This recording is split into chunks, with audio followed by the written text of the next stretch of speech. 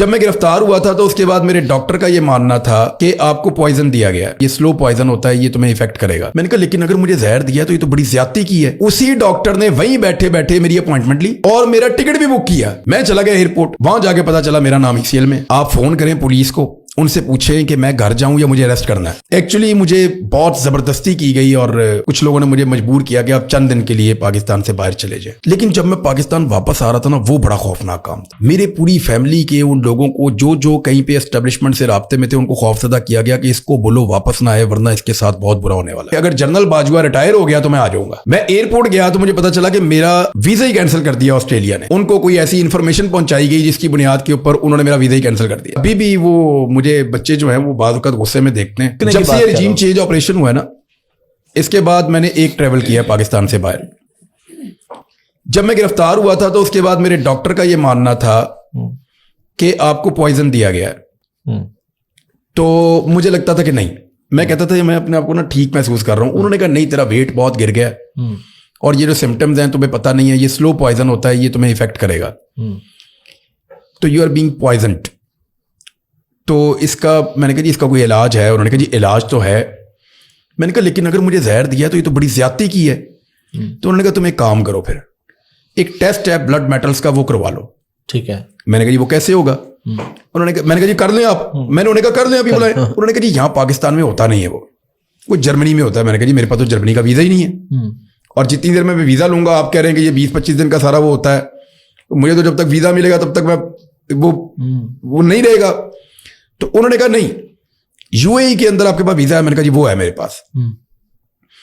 और उन्होंने कहा कि आप चले जाओ UAE, वहां पे जर्मनी की लैब जो है उसका एक ब्रांच है। जी जी, बहुत सारे सऊदी जर्मन और जर्मन हॉस्पिटल दुबई में। उन्होंने कहा कि वो आपका ये इसका ले लेंगे सैंपल और वो आपको ब्लड मेटल्स का टेस्ट कर देंगे। मुझे 100% कंफर्म हो जाएगा कि आपको जहर दिया या नहीं दिया, और अगर दिया है ना तो इसकी बुनियाद पे आप कल को मुकदमा भी कर सकते हैं। ठीक है। तो मैंने कहा ये तो बड़ी अच्छी बात है, अगर तो इन्होंने मुझे जहर दिया तो इनके ऊपर मुकदमा होना चाहिए।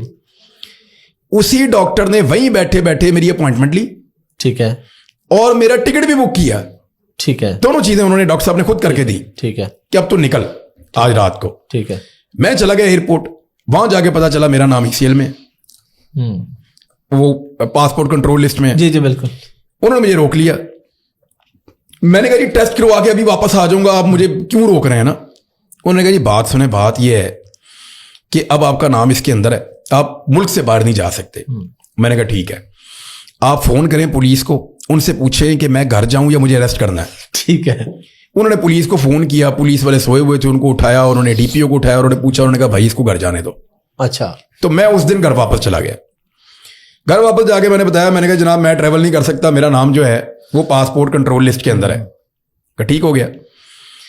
कुछ अरसे के बाद जब अरशद भाई की शहादत हुई, उसके कुछ दिनों के बाद पाकिस्तान से बाहर, अब ये मैं आपके इसमें पहली मर्तबा बता रहा हूं, मैंने पहले यही बात की है, अगर किसी जगह पे की है, कि मैं अपने काम से गया था। एक्चुअली मुझे बहुत जबरदस्ती की गई और कुछ लोगों ने मुझे मजबूर किया कि आप चंद दिन के लिए पाकिस्तान से बाहर चले जाएं। ठीक है। और एक जरूरी काम भी मुझे बताया गया कि ये भी है, और मुझे एक खबर के लिए भी जाना था, और वो खबर बाद में मैंने ब्रेक की थी। ठीक है। मल्टीपल चीजें थी जिनकी वजह से मुझे वो ट्रैवल करना पड़ा। ठीक है।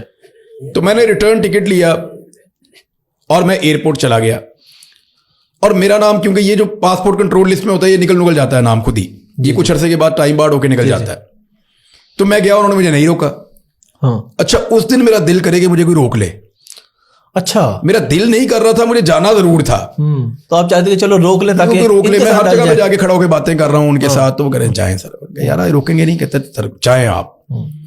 इवन एक पाकिस्तान के बहुत बड़े गुलकार हैं, उन्होंने मेरा हाथ पकड़ा और उन्होंने कहा यार आप खुदा का नाम लें यार, आपको कुछ समझ आ रही है क्या हो रहा है इस मुल्क के अंदर, आप चले मेरे साथ। वो भी उसी प्लेन में थे, मुझे पकड़ के अच्छा साथ लेकर गए। ठीक है। तो हम वहां से मैं चला गया, और सुबह मैं वहां पहुंचा अबू धाबी, और उसी दिन मेरी मुलाकात होगी जिस बंदे से होनी थी, जो चीजें मैंने इन्फॉर्मेशन वगैरह ठीक है लेनी थी वो मैंने ली, और अगले दिन मैं वापस आ गया। ठीक है। यहाँ रोला पड़ गया पाकिस्तान में, पता नहीं क्या हो गया, भाग गए, और मैं पता नहीं पाकिस्तान के एटमी राज चुरा के भाग गया हूं या मैंने क्या किया है। तो मैं अगले दिन वापस आ गया। लेकिन जब मैं पाकिस्तान वापस आ रहा था ना, वो बड़ा खौफनाक काम था। अच्छा। मेरे पूरी फैमिली के उन लोगों को जो जो कहीं पे एस्टेब्लिशमेंट से राब्ते में थे उनको खौफजदा किया गया कि इसको बोलो वापस ना आए वरना इसके साथ बहुत बुरा होने वाला है। अच्छा। तो मैं फिर और ज्यादा जिद में मैंने कहा जी अब तो मैं वापस ही जाऊंगा हर हाल में। मैंने फौरी तौर पे जो है ना वो, क्योंकि जब मैं गया तो ये सिलसिला शुरू हो गया था, मैंने अपना लेट वाला टिकट कैंसिल करवा के अगले दिन के किया। मैंने कहा मैं अभी जाऊंगा वापस, जल्दी जाऊंगा, कि इन्होंने जो करना है मेरे साथ वो करो भाई। मैं आ गया पाकिस्तान वापस। ये तो सिंपल था। उसके बाद मुझे 3-4 मुल्कों ने दावत दी हुई है, वहां पे ओवरसीज पाकिस्तानियों ने प्रोग्राम्स रखे हुए थे। जी जी बिल्कुल।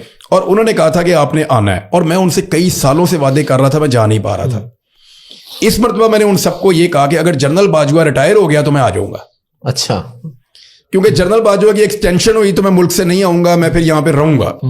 मैं देखता हूं कितना जुल्म करना है, कितना कुछ इन लोगों ने करना है, जो भी करना है वो देख लेते हैं।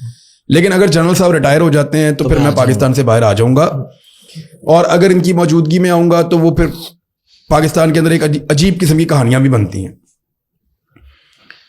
मैंने ऑस्ट्रेलिया वालों को कहा कि जी मैं आ जाता हूं। उन्होंने 5 शहरों के अंदर मेरे प्रोग्राम रखवा दिए। ठीक है। तो मैंने उन 5 शहरों में जाना था। मैं एयरपोर्ट गया तो मुझे पता चला कि मेरा वीजा ही कैंसिल कर दिया ऑस्ट्रेलिया ने।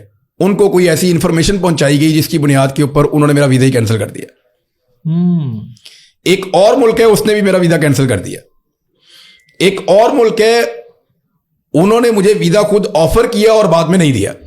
यानी तब आपका नाम ईसीएल में नहीं था, लेकिन अगले वीजा कैंसिल किए हुए थे आपके। हाँ जी, वो ये कह रहे थे कि नहीं। मैंने कहा ठीक है, नहीं तो ना सही, पाकिस्तान में एंजॉय करते हैं, मैं यहीं पे। वक्त गुजरता रहा, मेरे बच्चों ने मुझे बहुत प्रेशराइज किया थोड़ा सा पहले कि बाबा 1 साल हो गया, आप हमें कहीं लेकर नहीं जा रहे। तो मैंने कहा चलो। अब पाकिस्तान में जब मैं उनको लेकर जाता हूं ना, तो आपके सामने वो लोग नहीं घूमने देते बच्चों के साथ। जाहिर बात है, बिल्कुल फैमिली होती है, फिर लोग बार बार आते हैं, लोग बहुत प्यार करते हैं, उनका बहुत शुक्रिया।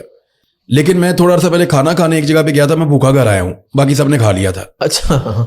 तो वो अब और किसी को बंदा क्या बोलेगा, वो प्यार कर रहे हैं आपसे, कोई गलत बात तो नहीं कर रहा। तो बच्चों ने जब मुझे कहा तो मैंने कहा, मैंने और इसकी बच्चों की मां ने हमने प्रोग्राम बनाया कि इनको हम यूएई ले जाते हैं। ठीक है। वहां थोड़ा सा इनको 2-3 दिन घुमाएंगे, घूम फिर वापस ले आएंगे। हो जाएगा। मेरे अचानक जहन में आया कि कहीं ये कोई शरारत ना हो जाए। अच्छा। तो मैंने क्या किया कि अपना टिकट पहले करवा लिया ताकि बच्चे डिस्टर्ब ना हो। इनसे 2 दिन पहले करवा लिया कि एयरपोर्ट पे बदमस्गी होगी तो मेरे बच्चे डिस्टर्ब हो जाएंगे। इस प्लान से जा रहे थे कि मैं जाऊं, पीछे बच्चे आ जाए, घुमाऊं फिराऊं। हाँ, इनको घुमा फिरा के वापस आ जाऊंगा। मेरा रिटर्न टिकट था बच्चों के लिए। मैंने रिहाइश भी बुक की हुई थी, बच्चों को जहां जहां घूमना था वो भी बुक किया हुआ था मैंने, और बच्चों के टिकट्स भी बुक हुए थे। वो सारे मैंने बाद में कैंसिल करवाए हैं। अच्छा। वो हर चीज का मेरे पास मौजूद है रिकॉर्ड। ठीक है। तो इनके साथ मैंने जाना था, बस यही एक वजह हुआ और फिर मैं रुक गया।